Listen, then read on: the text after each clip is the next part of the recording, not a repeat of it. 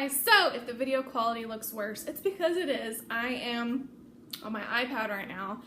My camera, I don't know what the deal is with it, but I have recorded several videos that have been really good videos, and then I go to edit it and there's this scratchy sound in the video. So I don't know what is causing this, but I'm about to upload some videos with some scratchy sound. No, I'm not going to do that, but I just recorded a really good video, went to edit it, and now I'm sitting down here refilming it because it's something that I really want to talk about, and that is, you can already tell by the title of the video, but that is what to do if you are sick. Now, a preface to this video is that a lot of people think that if you eat raw vegan diets that it's just a panacea for everything, which, really it is. There are a lot of things that raw foods can heal.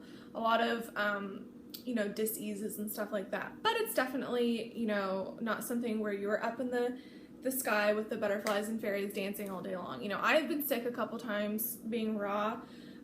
Those times are very few and far between. I've been raw for about 5 years, and my sickness was because I had a lot of stress. And you can eat the most perfect diet in the world, you guys. Let me flip this down. But, if you have stress or if you have other things in your life that are, not so good, then you can get sick, of course. So what I would, number one, recommend is, a given, is raw foods. But I would up the water content of the food. So, you might be eating some, high-fat salad dressings or gourmet raw, which I'm not saying that's bad inherently, but if you are sick, we need to flush and cleanse more than we normally do. And that is why I eat a raw vegan diet, because it is very cleansing and detoxifying in its nature.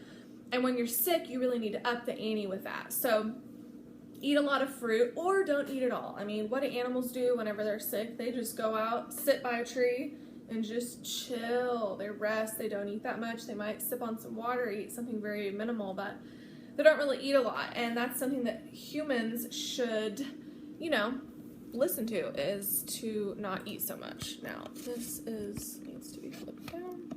So the next thing I would suggest is kind of along the lines of fasting, and that is green juice. Eat a ton of green juice. Put a lot of ginger in it. Ginger is so healing. Or juice some like ginger, celery, lemon, and put some dashes of cayenne in there. Super healing. We have a juice place in town that calls that a Dr. Feelgood shot, and they recommend it if you are sick or if you feel like you're getting sick. We really have to focus on our immune system, but we have to ask ourselves, what is our immune system? Well, it's our lymphatic system and our GI tract. So we have to keep our GI tract healthy, and how do we do that? With raw foods, colonics and enemas, if that's your thing. This is king. But also probiotics. Now, I take a probiotic every day. I have had a lot of antibiotics in my lifetime before myself or my parents knew, the negative effects of probiotics. I took a lot of them. And so I take probiotics to keep my gut flora healthy, my microbiome in tip-top shape, because if you know anything about health, you know that the gut is like the center of your body. It's like the hub, and everything goes off from it. So if you're sick in any way, not just a cold or a flu, I mean, if you got headaches, skin problems, any disease, you have to look towards the gut. And a lot of times people are constipated, they are not having healthy bowel movements, and that can really plug you up and make you just like a sewer, and that can make you sick in and of itself. So I would suggest probiotics, enemas and colonics if that's your thing, but most importantly raw foods, because they are like brooms. They come in with the living water, the living fiber, and they come in and they flush and cleanse, and it's beautiful. Very, very healing. So another thing is vitamin D. Now, chances are if you are sick, you're living in a winter climate where you can't really go out with a bikini on and get the vitamin D that you need. But if you are by chance living in an area like that, then I would suggest going out in the sun. And not only getting the sun, but the fresh air. I mean, so important. So, if you can't go out in the sun, then I would suggest a tanning bed. Now, I know that a lot of people are against that, and I get that. And I am actually lessening my use of tanning beds. But if you're on board with that, I'm not saying to do it every single day.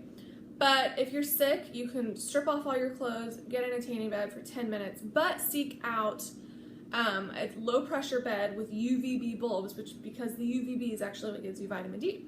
And that'll just, warm you up, from the inside out make you feel better, I think, and while also giving you vitamin D in a form that you can't overdose on. Now, supplements, you can get super toxic from excess vitamin D, so that's why, you know, getting blood tests and stuff like that is important with vitamin D supplementation. But vitamin D is like the doorway to the immune system, and when you're sick, we need it. We need more of it, and a lot of people are very, very deficient in that. It causes pain, it causes all kinds of issues. Now, another thing I would suggest is massages, because rest is everything. When you are sick and just in day-to-day life, rest, stress-free living is essential if you want to be healthy and vibrant and living with your highest potential. So massages are wonderful for that.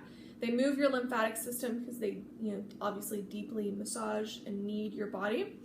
But they're just very relaxing. But I would suggest to always bring your own non-toxic lotion with you. Whenever I get massages, I just say, hey, I brought my own lotion. I have sensitive skin. And they're like, okay. And they don't care.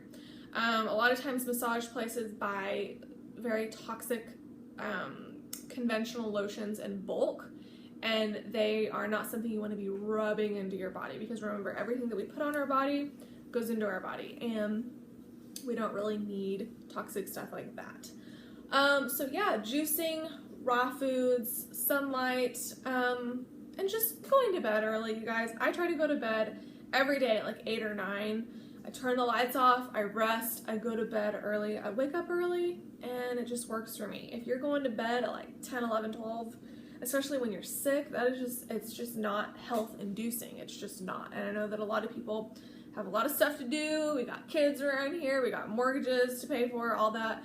But if you can, as much as you can, just go to bed early, and I think that it will really help you out. So that is my video. Hopefully I can get my camera fixed soon.